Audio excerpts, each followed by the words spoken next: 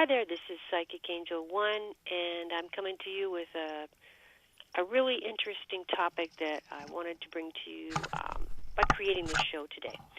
First and foremost, I do work as a psychic. I have been a professional in the metaphysic world for going on 16 years now, and I work on 2 major sites online.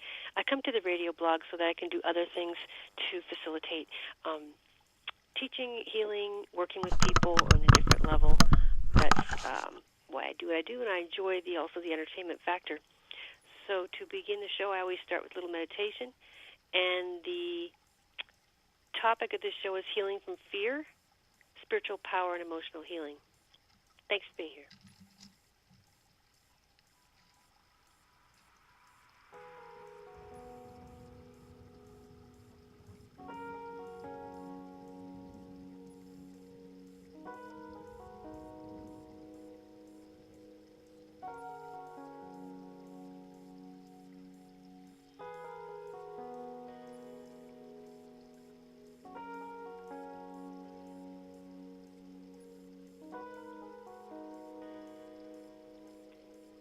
So, thank you very much for being here tonight. So I felt compelled today to work through some areas that I don't get a chance to work on very often in my practice, and it has to do with dealing with emotions and fear. So normally those types of questions don't come up for me as a psychic throughout my practice in the day. So I'm excited to share with you some methods to remind you how to protect yourself. As you know, and if you start to grow and listen to many of the light workers, there is a theme that will keep showing up, and that theme is that we are in the 4th dimension, or actually in the 5th. We have been in the 4th dimension, which means there's a tremendous amount of spiritual activity. There always has been. However, it has not been so thick as to invade sort of our every senses. So because there's so much of a war on for our souls, if you will, because that's really what this is, it's a spiritual warfare. We're kind of left to this old archaic, religious format, which it would be wonderful if it worked, but it worked quite a while ago. It doesn't seem to really fit in now with our present situation. It has nothing to do with modernizing or industrializing. It has to do with the fact that it doesn't work because it doesn't serve us now in the development of humanity where we are, and because we are bursting at this time with our own divinity. Okay, we have our own spirituality that's coming to light, and we're meeting other entities and other forms of life. Let's leave it at that. So what I wanted to really get into today is the fact that our emotions and our ego are currently being, you might say, redefined. And to just get down to it, not to stay too heady and too intellectual, when we are coming into fear or heightened emotions such as anger or grief, any form of fear, whatever that comes under, anxiety, I would say. Anxiety is really the running mate for fear.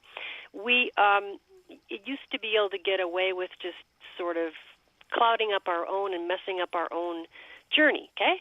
So people who lived with a lot of anxiety, fear, trauma-based, people who come back from war, it sort of just messed them up and messed up their little, not little, but their family or their loved ones near them or their immediate family. But because we are not alone anymore, because we are joined by many other spiritual forms now, and because we're so overpopulated and we're in a place of growth, it's kind of like that's kindergarten now. Now when we display our emotions, for some reason, I think that people would agree with me that they're heightened, that the emotional state that we're in now is probably, I feel it's peeing out. I feel like we're probably like kindergarten screaming our heads off with our diapers on at the top of our lungs because we are purging, okay? We're purging a lot of immature soul emotions, okay? I made that up, but I'm going to stick with that. We are purging immature soul emotions. We are children of God, children of the divine, universal mind, and we're purging off some immaturity. I love that because I really think that speaks volumes. But by the way, while we're doing that, we're attracting tremendous amount of energy from other sources of spiritual energy, okay, other things that would like to get a hold of that.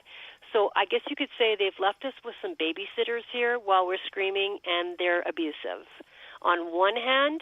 And on the other hand, if we can stop screaming and turn to the light or the good babysitter, we can be better served by reaching up and grabbing a hold of our infinite power, our infinite love, and our safety. And we can ground and be part of the earth and balance together, earth, God, and humanity. Okay. Wow, that was a mouthful. Okay, come down to earth. It's been that kind of day. But what I like to do is give out practical information. That is what I feel my highest purpose is here. There are a lot of people spewing off the things, okay, ideas and so forth. But what I really want to do is give you hands-on. What I would like to suggest is that you take full responsibility for your household, okay? Full responsibility. So those people that are still into the Judeo-Christian or Buddhist or whatever practice that they still work with, if they're into a concrete belief system, I love the word concrete. That's what I think it is. If you're still locked into that, that's fine. You can use that. Whatever your belief system is, and you're practicing, and I hope you are, you can use that to bring light into your personal life and the people around you. I tend to stay away from prayer. I wasn't really raised in prayer anyways. I sort of moved toward meditation fairly quickly. And I don't dissuade you from praying, but just keep in mind that your kind of comes into a sense of hope and wish instead of action. So I'd like to redirect you to say request instead of prayer. Request the universe to help you. Request God or Jesus or whoever your guru is to request and demand an interaction and a blessing to your home. Most people have been talking about using a candle or a Bible or a book of words that are very powerful, ancient words, mantras. There's billions of ways of getting to the universe, but the universe is within. So what I'm just saying is that you could use whatever method's comfortable for you that gives you peace to continuously wipe off your house, wipe off your car, wipe off your business, wipe off your relatives. Take a big sponge and wipe it off and make it new again with the blessing. You need to be vigilant about this, especially before you go to sleep, because when we sleep, we leave our bodies. And if you want to remain grounded, happy, healthy, spiritually healthy, and keep your soul from being messed with, you need to practice this. This is not a time to slack off. This is not the time to say, I'm good. I feel happy, so therefore I'm good. Happiness is an emotion, and it's a wonderful emotion, and I hope you are happy. But it does not save you from a soul that could infiltrate your space, a spirit that wants to get in, bother you, influence you. So I just want to make it very clear, because a lot of people think, well, I'm happy and everything's going well, and they let their guard down. Because happiness can go into a state of manic happiness, where it can get really delusional happiness, where you're like, I'm just happy, I just want to stay happy, and up and up and up and up, and I want to be positive, everything's great, and it can become superficial, and there is a spirit for every emotion that is not authentic.